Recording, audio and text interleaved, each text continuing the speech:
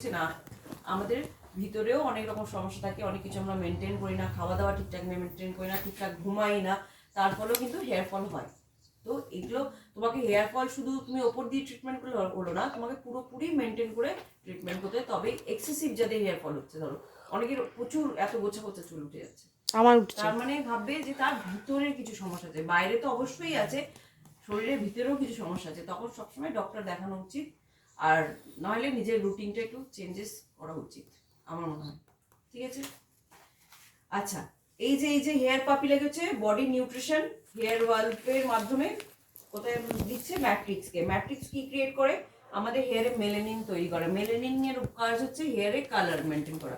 হেয়ারের একটা primary colour থাকে, জানো তো সবাই, যেটা আমরা খালি চোখে দেখতে পাই না, সেটা কালার ক্লাসে ডিসকাশন করব, এটা এখন এর ভিতরে যাচ্ছি না আমরা।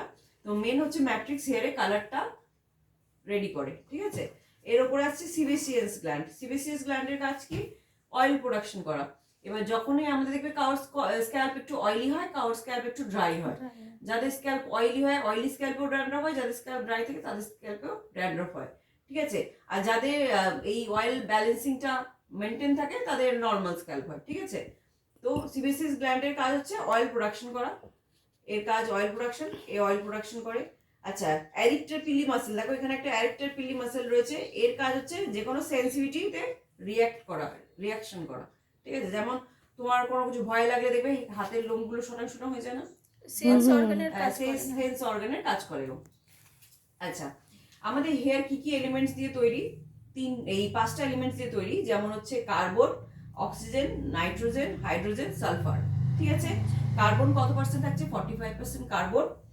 অক্সিজেন থাকছে 28%, নাইট্রোজেন থাকছে 15%, হাইড্রোজেন থাকছে 7%, আর সালফার থাকছে 5%। ঠিক আছে, এই 5টা এলিমেন্টস দিয়ে তৈরি হচ্ছে C+O+N+H+S। এ দিয়ে কি হচ্ছে? Amino acid. ঠিক আছে, অ্যামিনো অ্যাসিড কি করছে? অ্যামিনো অ্যাসিড থেকে তৈরি হচ্ছে কেরাটিন বা সিস্টিন, যেটা কেরাটিন, ন্যাচারাল কেরাটিন আমাদের হেয়ারে থাকে বলেছি না, ওই কেরাটিনটাকে তৈরি করতে সাহায্য করে। ঠিক আছে, হেয়ারে যেটা ন্যাচারাল কেরাটিন তৈরি হয়, এই 5টা এলিমেন্টস দিয়ে আমাদের হেয়ারে ন্যাচারাল কেরাটিন বা সিস্টিনটা রেডি হয়। ঠিক আছে,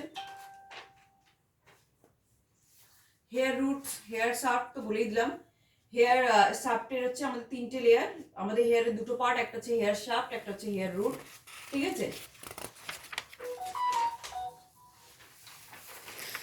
হেয়ার শাফটে দেখো, এই যে আমি বলে দিয়েছি অলরেডি 3টে, কিউটিকলস, কোটেক্স, ম্যাডিউলা। ঠিক আছে, এই কোটেক্স এর যে বন্ড আর পিগমেন্ট, সেটা আমাদের কালারের পার্টে, এটা আমরা এখন বুঝে অনেক ডিপার যেতে হবে, নাহলে বুঝতে পারবো না। তাই আমরা যেগুলো ইম্পর্টেন্ট আমাদের এখন এই ক্লাসের জন্য, সেগুলো আমি বলে দিচ্ছি। কিউটিকলস, কোটেক্স আর ম্যাডিউলা, 3টে হচ্ছে আমাদের লেয়ার, যে 3টের উপর আমাদের কাজ করতে হয়। তার মধ্যে হচ্ছে ম্যাক্সিমাম কিউটিকলস কাজ হচ্ছে আমাদের, কিউটিকলস ওপেন করে কি আমাদের শ্যাম্পু, বলেছিলাম না, আমরা যত ভালোভাবে শ্যাম্পু করবো তত ভালোভাবে কিউটিকলসটা ক্লিয়ার হবে।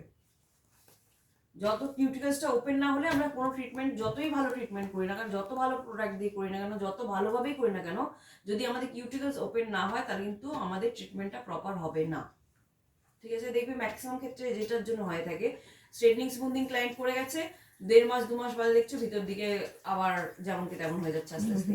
এর কারণ হচ্ছে যখন করা হয়েছিল তখন ভালোভাবে শ্যাম্পু করা হয়নি, যার জন্য প্রপার ট্রিটমেন্টটা হয়নি, যার জন্য আবার রিভার্সে যেমন হেয়ার ছিল তেমনই হচ্ছে। তো শ্যাম্পুটা খুব ইম্পর্টেন্ট একটা জিনিস। ঠিক আছে গো,